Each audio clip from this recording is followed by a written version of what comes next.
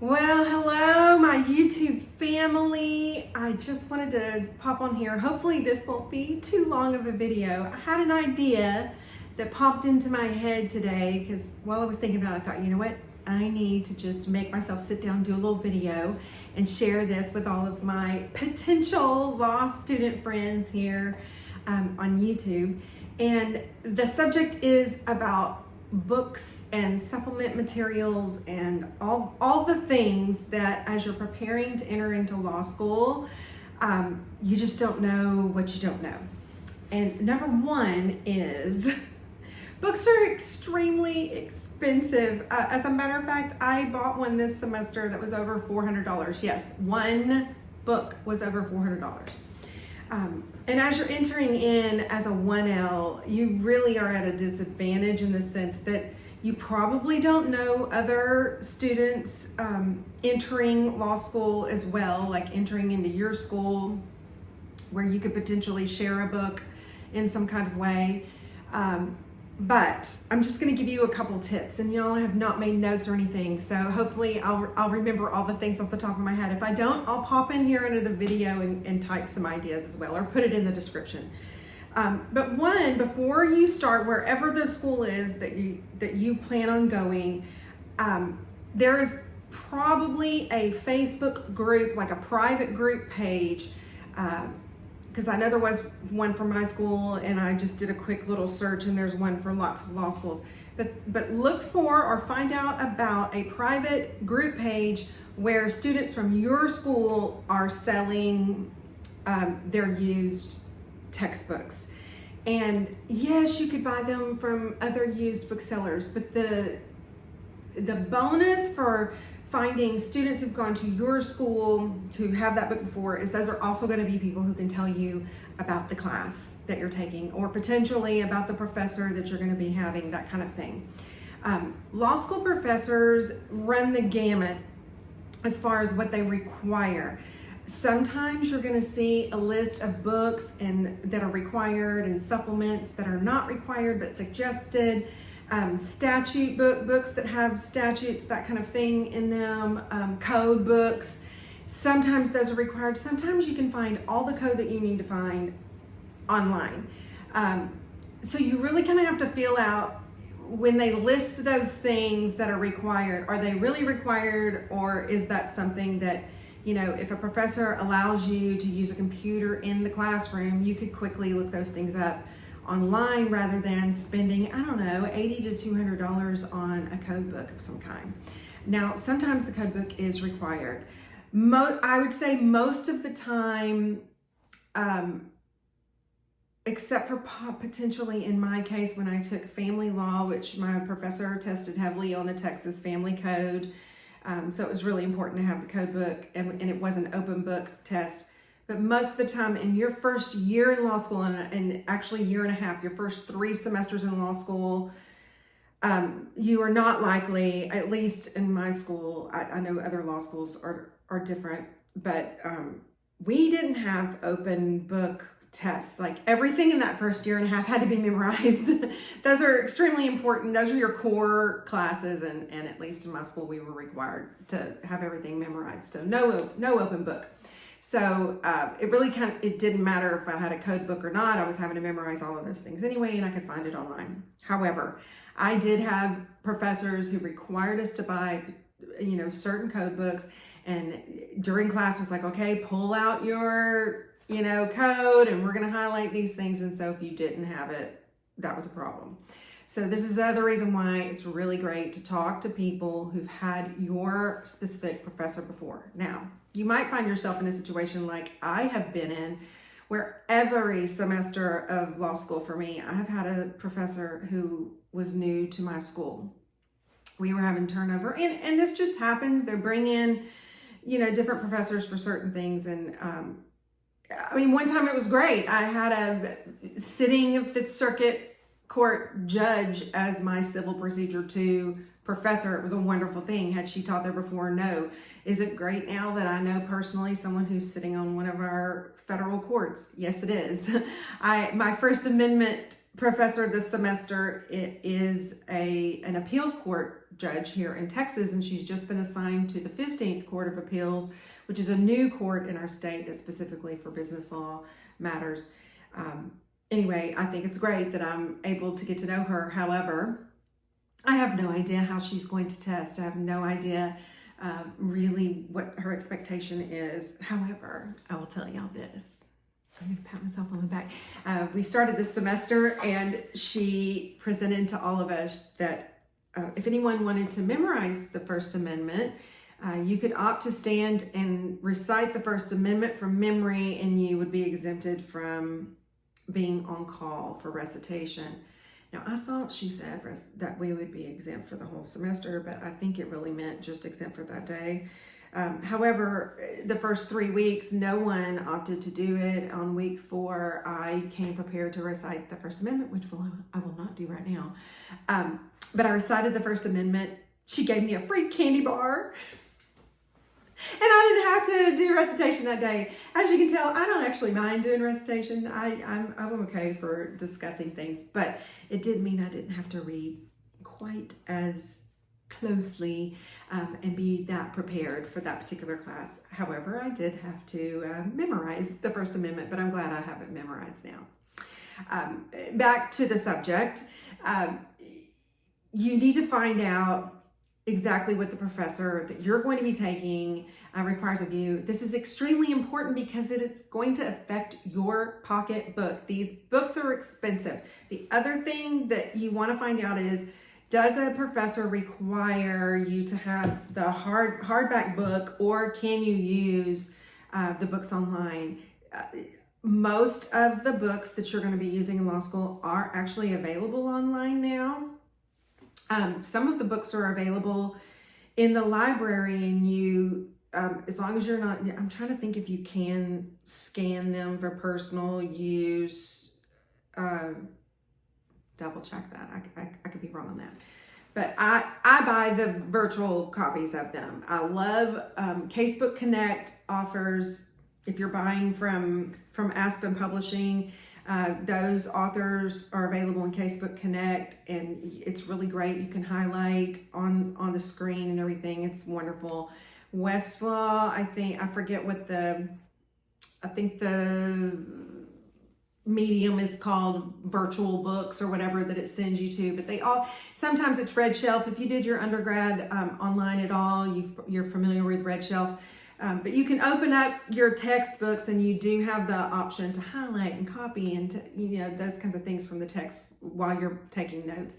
I love it because, y'all, I go to school now with I have this little kind of narrow Michael Kors bag, and literally all I have to put in here for school is my laptop, and yes, I have my initials on it. But I just throw my laptop. I've got my phone charger and computer charger here.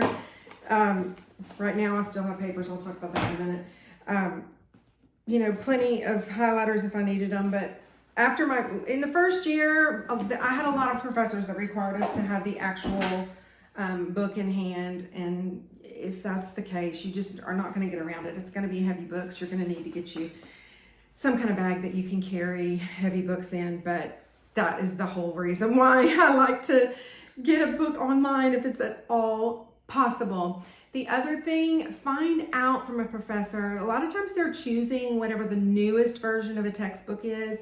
So sometimes, the school's just going to list what textbooks you're supposed to use, but you can have a conversation with your professor. And many times I've heard professors show up like on the first day, and they'll say, hey, I've talked to several students, and they were asking if they could use the previous edition because they were able to buy that much less expensive used, and to buy this new textbook would be a financial hardship on them. And so the professor sometimes will make that accommodation and allow you to use a previous version of a book. Sometimes statutes have changed, law has changed, and they really are going to require you to have whatever this most updated textbook is.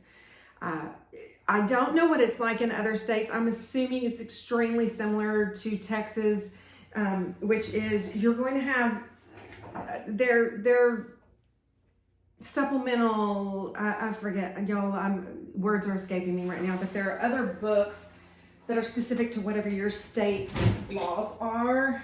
So for instance, I have the O'Connor's Texas Rules for Civil Trials. I'm sure there's some kind of Ohio Rules for Civil Trials or Iowa Criminal Code kind of book. This is also available in an online version. A lot of times the codes will come. I pay for this through Thomson Reuters. You're going to get very familiar with Thomson Reuters. They need to change my address. That's why that yellow sticker's on there. But I chose to subscribe, and that way every year they send me the newest copy of these things. If you want to buy them on their own, this is for you Texas folks, it's like $400, over $400 for this. So I subscribe. I pay about 20 bucks a month. That way I always have whatever the newest civil trials book is. This is everything you need to know. I mean, it's a lot, y'all.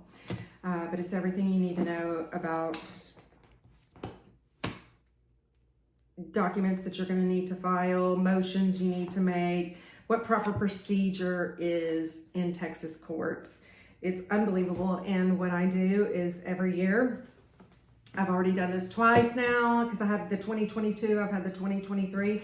I always just, when I'm done, I sell the one that I have, and I've usually been able to sell it for about 200 bucks.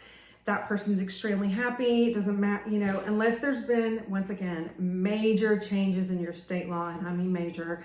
The previous year version is going to be pretty close, or you can at least find out what the differences were. Buy an older copy and you won't have to pay $435 or whatever for it. So that's something good to know. I have the Family Code book, but I chose to buy the Family Code book online. Not a good decision because my Family Code professor required us to have the hard copy. So I've been borrowing it from my brother-in-law from his law firm, which they have several copies of. When you take your tax law class, you're going to have to buy all of those things. You might be able to buy an actual textbook from someone, but we all know how often the federal tax code changes. So, you know, there's some classes you're not going to have an option for, but anyway, I wanted to talk about this. The last little, you know, just to try to give you a heads up, if you're entering in your 1L year, find the Facebook group where they're going to be former students at your school or existing students at your school selling their books, because not only can you buy those books cheaper, but you're also going to get some advice, and you can probably ask about outlines and for your class and ask for tips and tricks for whatever specific professor that you have. Lastly, this book is my law school Bible for the next, oh goodness, it's scary to even say 5 months, because in 5 months I'll be taking the bar exam. This is called MBE Decoded. It's you know, everything you need to know about taking the multi-state bar exam, which Texas does take the UBE. And I had asked one of my professors, do I need to start going over all my outlines from before? And she said, no, everything you need to know is in this book. So as far as like the review of rules that you need to know is in here. My last tip in this video, and I really do have to go because I've got to get my homework done for tomorrow. It is a Sunday while I'm filming this, and I have class tomorrow, so I need to get my reading done, take notes and all that. I know that you need to have the end in mind at the beginning, and it can be overwhelming when you're starting as a 1L. When the moment you start school, the first thing your school's going to do is probably within the first 2 weeks is you're going to have some big seminar day, and they're going to talk to you about going ahead and getting started with the process of applying to take the bar in your state, because they do background searches on you and you have to be fingerprinted, and there's all this stuff. Every state's a little different, but they all kind of have these core requirements, right? So from the moment you start law school, it's like all of a sudden, oh, wait a minute, I thought I had 3 years, or in my case, 2.5. I thought I had 2.5 years.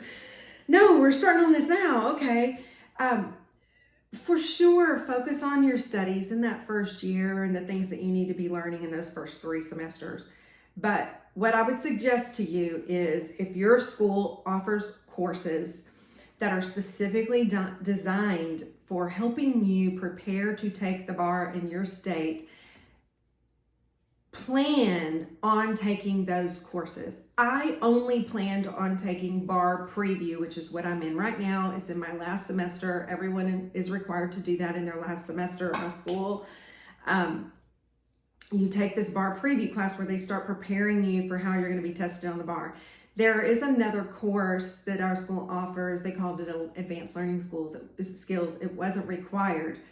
Now that I know what that class was, I would have planned that into my overall schedule, because it would have been great to have just that one more semester of me practicing writing MPTs, which are when they hand you like a whole case with all the instructions for what you're being asked to write, any law and any case law. Like, it's like a whole little packet. They hand it to you and you have an hour and a half to write this one MPT. On the UBE, you'll be required to write 2 back to back. So in a 3-hour period, you're going to do 2 packets and write an MPT. Practice, because everybody has a different level of their skill for writing on those and just getting your brain to process fast enough. But speed, just being able to comprehend everything in that packet and get it done quickly. At least for me, it's a challenge. I want to think about things forever, and I want to take time and read everything. You do not have time for that. So it's a skill that you have to learn to kind of get to the point and write while you're reading and all that kind of stuff. I should have planned to take that advanced learning skills class. It would have helped me. Am I going to survive? Sure. But I just highly advise it. Anything, when you're sitting and plotting out, okay, these are my required courses, and then what courses do I want to take? I don't know right now. I just started law school and I have no idea, Vanessa, why are you talking to me about this?